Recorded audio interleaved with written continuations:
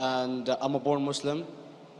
My problem is that I practiced Islam when I was... Brother, first we request questions from the non-Muslims.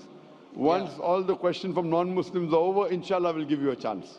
Yeah, but I'm telling you my problem only. Okay. But you said you're Ahmed and you're a born Muslim. I am born Muslim. But now are you a Muslim or not? I'm agnostic. Oh, so now you have left the religion of Islam. Yeah, I'm confused. Okay, fine. If you have left the religion of Islam, you can ask the question, brother. Okay. So my question is, how come I don't have the faith that you and the other Muslims have and some of my friends, even though I practiced Islam a lot and I even did Umrah, but I still do most of the sins that are forbidden in Islam, and I sometimes am lazy to do the prayer and the other subjects we have to do in Islam. I have read many books and about other religions and conspiracy theories and documentaries and such. I even have seen your own videos on YouTube, and there are many questions that go around my head about Allah and the Messenger and Muslims in general. And basically the most important question is, you said in one of your debates or questions that Allah is the creator and He's uncreated.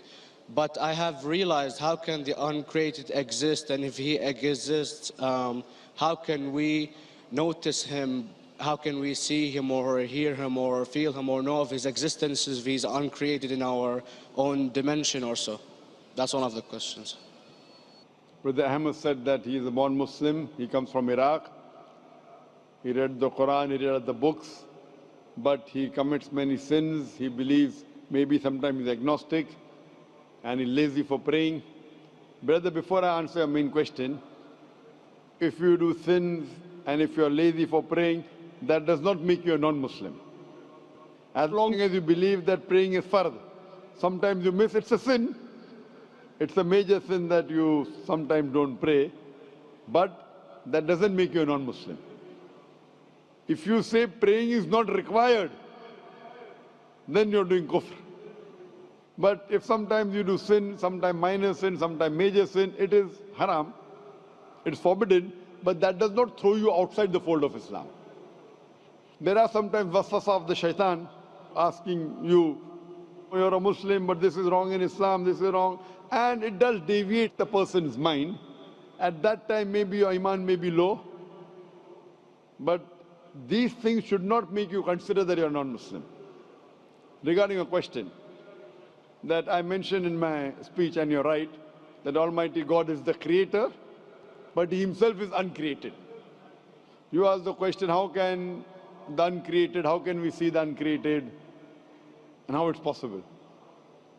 Allah subhanahu wa ta'ala is Khaliq, is the creator. And by definition, He's uncreated.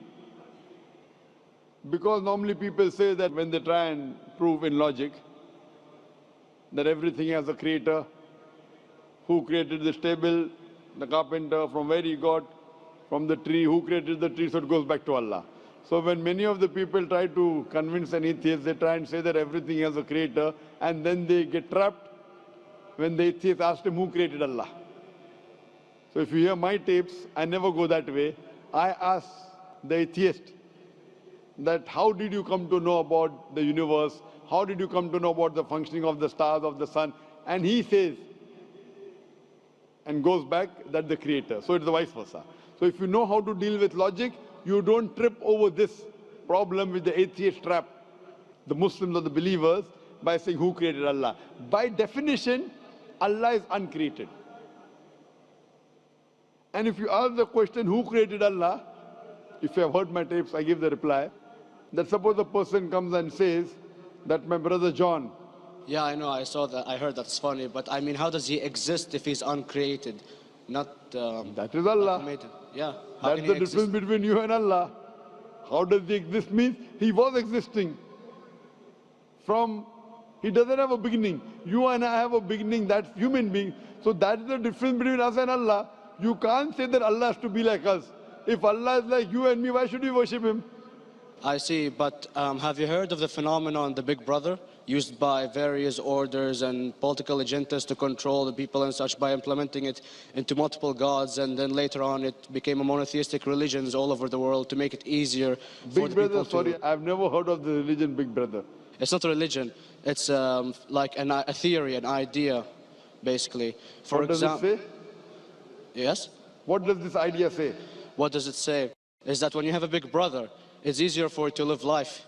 When you have someone watching you the whole time, understanding you the whole time, protecting you the whole time, being with you the whole time, and you can talk to him, although he never talks to you back, maybe in your dreams, do it to your mind and such, it's easier for you to live.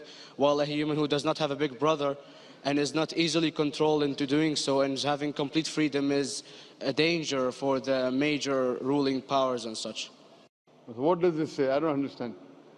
Big Brother may be there, Big Brother may not be there. What does it have to do with Islam and God? What does it have to do? Because basically Allah is watching you the whole time. So you want to say that Allah is like a big brother? Indeed, you use him for your protection so you won't be scared. You know what I mean? See, this is the hypothesis. Hypothesis. If you have heard, how do I convince an atheist? If you have heard my answer, that you said that you're agnostic, you're atheist.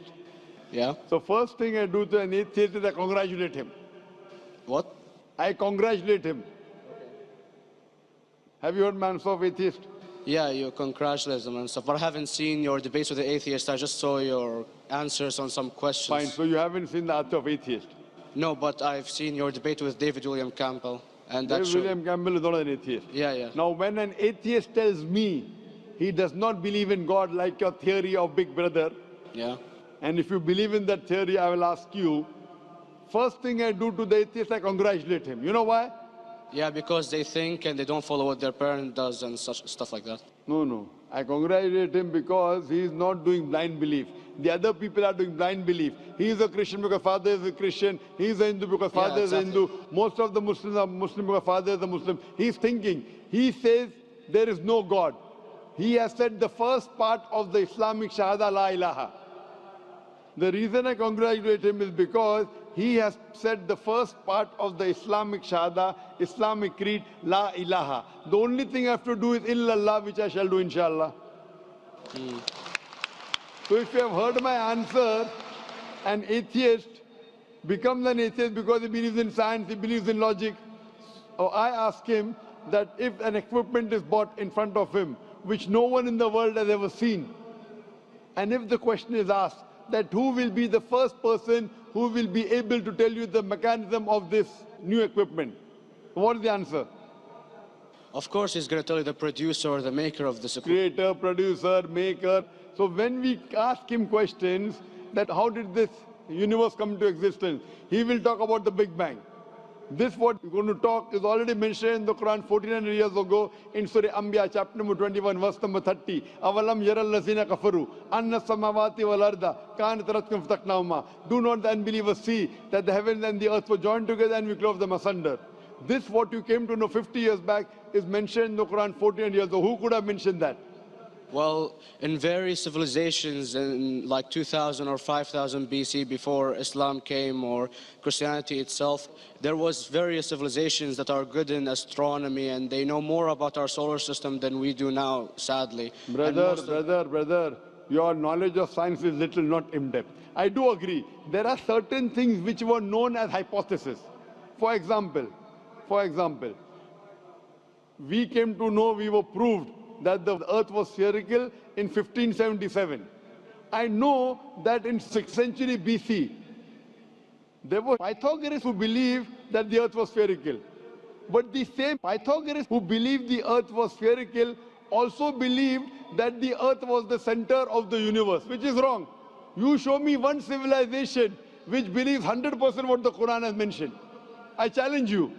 What you say, so do you mean to say there was a person who said, okay, this civilization, out of 100 things, these 2 things are right. Out of 100 things, these 5 things are right. Out of this 100, and picked and chose. Who can do that? No one besides the Creator. Even if you know that there were 10 different civilizations, hundreds of civilizations, there is not a single civilization that you know in the past which knew 100% of science what we know today. So where is your logic? Where is your theory? I do know that certain things were hypotheses, which were proved later on. But there is not a single civilization which knows everything what is mentioned in the Quran.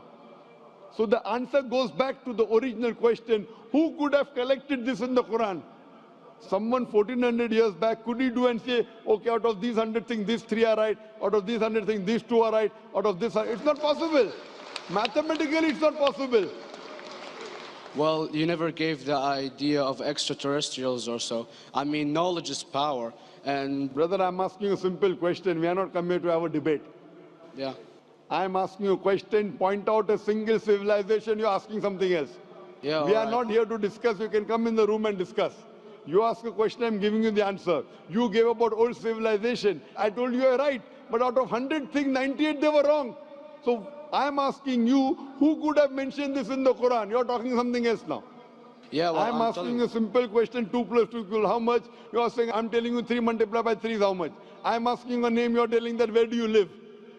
I'm asking a simple question, name me a single civilization which has everything what was mentioned in the Quran. Do you know of any or not? Yes or no? Well, not everything, of course. Even not 10%. Why? Babylon knows of most of the planets and such. Planet is not the only thing mentioned in the Quran. There are 1,000 things mentioned in the Quran. To say what 1,000 things are mentioned in the Quran, 10% would be equal to 100 things. Did Babylonian civilization knew about 100 things mentioned in the Quran? No, because they You don't cannot. have the They IQ knew level of 5 or 6 things. In percentage wise, very small. So Of course. who can be the author of the Quran besides the creator to know what is right, what is wrong? Today science has established the hypothesis mentioned by Babylonian so many centuries back is today proven. So these were hypotheses in the past, which out of them many have been rejected, some have been accepted. So to collect all which is 100% correct has to be from the creator and no one else. Hope that answers the question.